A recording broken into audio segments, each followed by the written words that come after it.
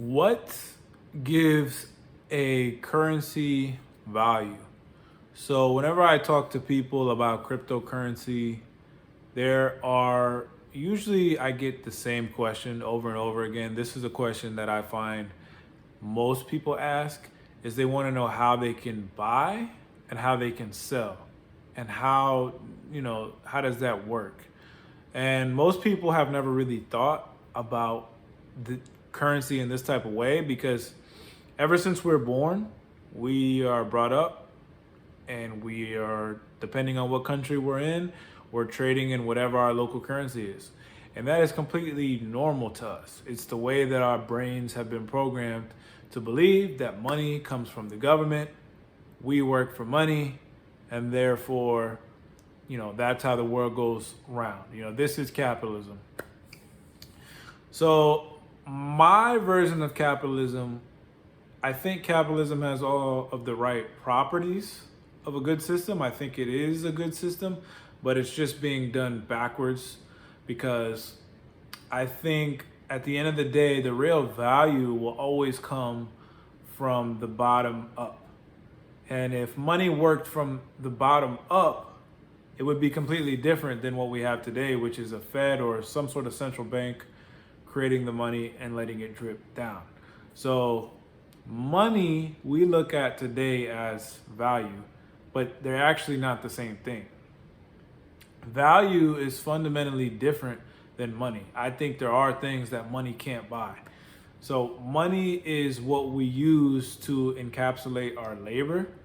So the main thing about money is it has to be stable. But the thing about currency and the thing about being in cryptocurrency is you start to quickly learn about the history of money and you start to learn about why, a lot of people were shocked that we had the bubble in 2017 that came on the back of Ethereum. And all Ethereum pretty much allowed you to do was create a token. It was a global network that was immutable, decentralized, right? So nobody could tamper with it. But all you could really do was create tokens. And that's what people did. They created tokens. They didn't know why they were creating tokens. They didn't know why they needed to create tokens, but they were creating tokens. So to answer the first question about how you buy and sell, every token that you buy and every token that you sell has to have liquidity. And what it means to have liquidity is one of two things. Traditionally, you had an order book on any exchange that gets traded 24/7, or in the case of the stock market, it has a closing time, but in cryptocurrency, it's 24/7. So people want to know what if I want to sell it, or what if I want to buy it? Who do I sell it to? Who do I buy it to? Because we're used to a currency that's accepted everywhere. Oh, I got money. Here you go. I get shoes. I get clothes. I get food. I get whatever I need. Money is the tool that gets me what I need. Again, most people don't know where money comes from. They never sell money. They never think about selling money. The amount of people who actually do Forex, which is global currency trading, is very small. I think it's actually bigger than people who invest in the stock market. The Forex market is the biggest market in the world. But the point I'm trying to make is liquidity is the gateway to this form of capitalism that I'm talking about. This backwards style capitalism we have now, where the money comes from the top and drips down. We need to have it come from the bottom and go up, right? Because like I said before, the value is created at the bottom. And I won't talk too much about it because I talk about it constantly, but Bancor Network allows for a liquidity solution that strips away the order book. So previously, nobody could create a currency. If I wanted to create a currency, it really wouldn't matter. Like if I wanted to create money or tokenize myself, you have people who are tokenizing themselves today.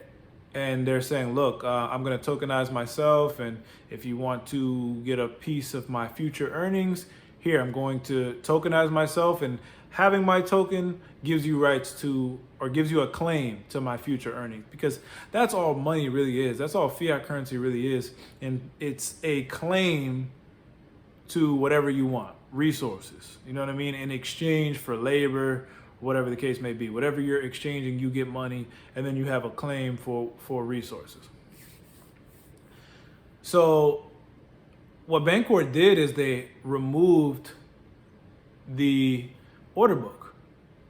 So little tokens or long tail crypto tokens or currencies, whatever, however you want to look at them, would never be able to, like, unless you have a huge, massive following who's going to support you. And not only do they have to support you, but they have to buy into the idea of you having a currency, which is very hard to do when most people are programmed to believe a certain way, that there's only supposed to be one currency.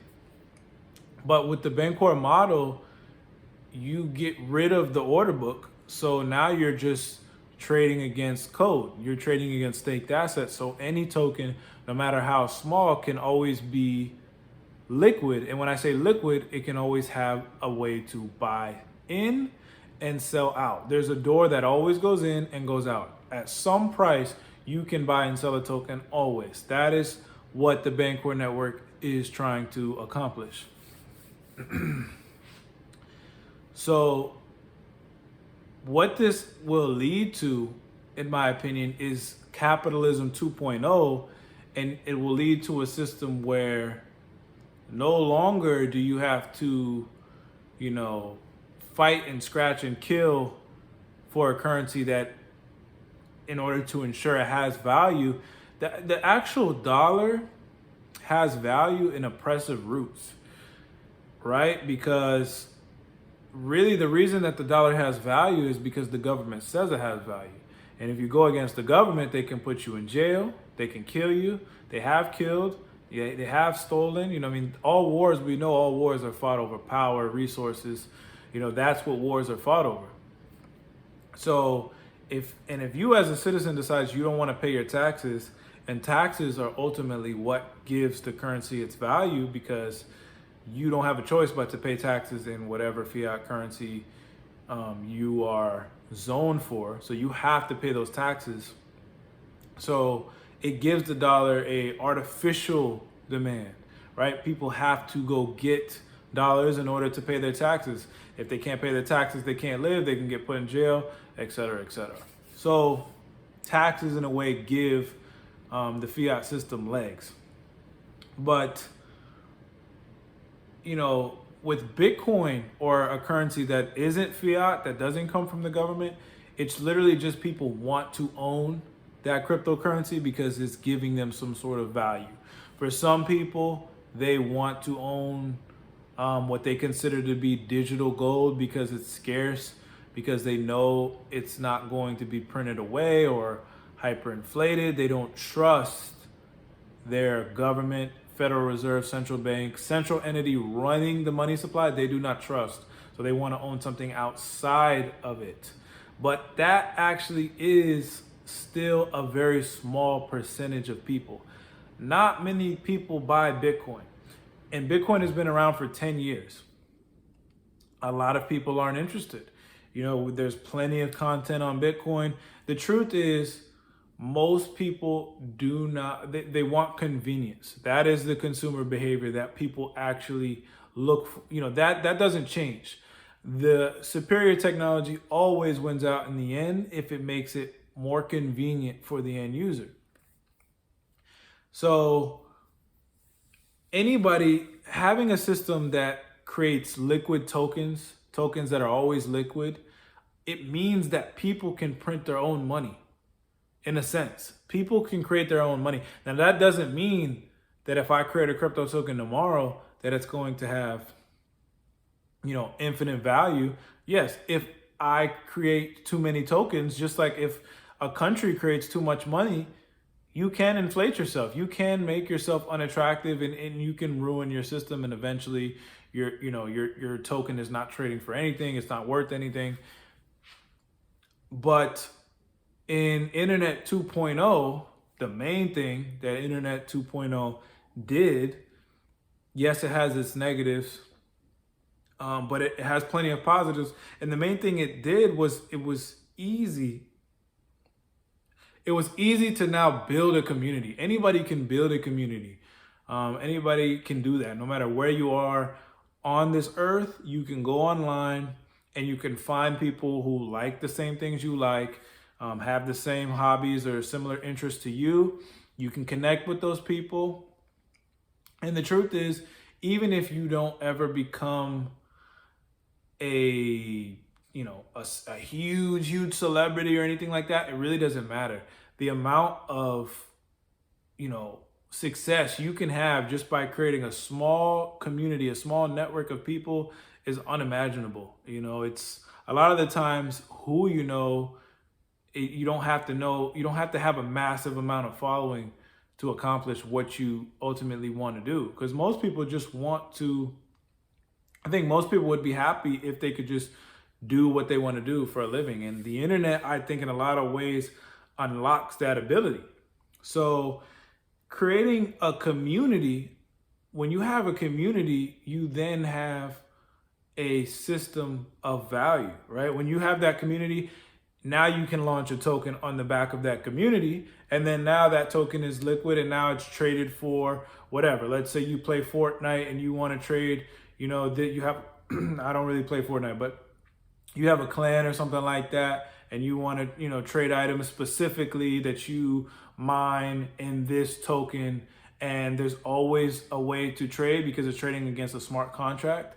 So you say, look, if you want these tokens, blah, blah, blah, we make them over here in this clan or whatever. I mean, this product, whatever it is. Digital world is growing. Things like Decentralized is growing. There's going to be whole communities of digital assets, because that's what NFTs are, non-fungible tokens. I'm not going to get into that, but there are going to be so many things that people care about that don't exist in the physical realm. They only exist online. So you need a way to be able to trade those tokens. And like I said before, the internet allows you to build communities. And now Web 3.0 is going to unlock that internet of value. So at its core, this is why I'm so bullish about what Bancor is doing, because it's unlocking that long tail of tokens to be born. And it's allowing anybody to create an asset that can always be traded, because that is necessary if you're going to allow small people, without millions of dollars of trading volume and billions of dollars of trading volume to create money. Then you have to have a liquid on-off ramp, a door.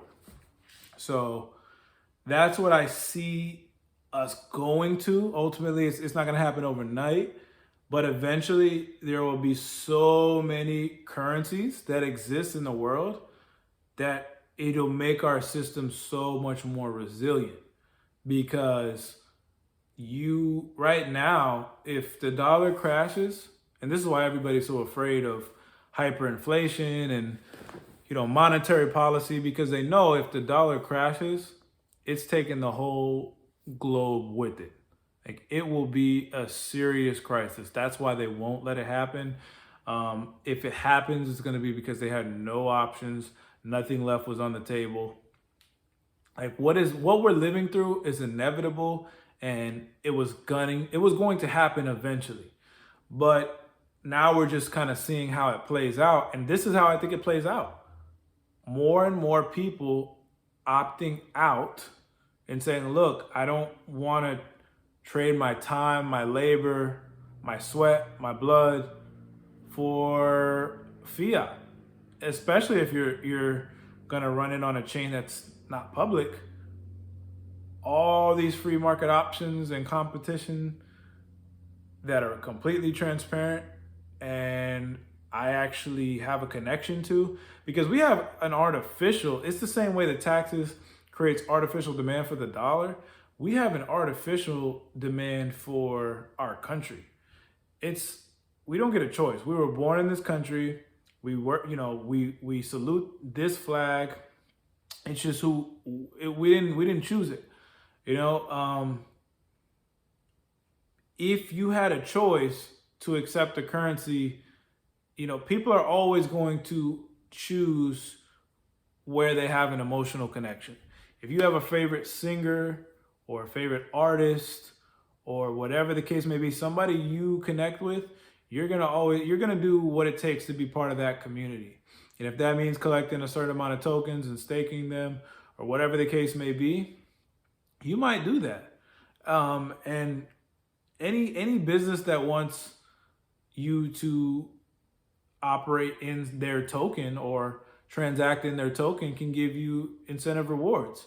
Right now, credit card companies, which are run by banks, and banks are going extinct, we know that, they give incentivization rewards to people, to use their credit card. You get miles, you get cash back, things like that. This is something that now anybody can do because everybody's if you have your own token, you can be like, look, if you spend these places accept Starbucks token. And if you go to McDonald's and you order a Starbucks coffee or you buy a Starbucks coffee, like they can give them their products.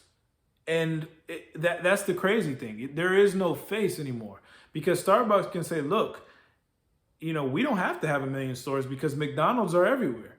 We're going to let McDonald's for a fee sell our products. And there's no way McDonald's can cheat us because every time you ring up a Starbucks coffee at McDonald's, we're going to get paid. Like it's going to get scanned. You're going to transact in Starbucks and then have a good day. And you might get a discount or whatever because you're using Starbucks coin or whatever the case may be. Everybody's going to have a token.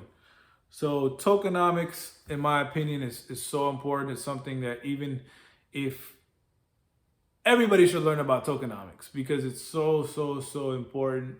And the form of capitalism that we're building, I think, is going to be so strong, so resilient that we're going to get to a point where we won't have this boom bust economy. Every 10 years or so, the economy just tanks because it's built in a terrible way. We can build it in a better way, and it all starts with decentralized liquidity.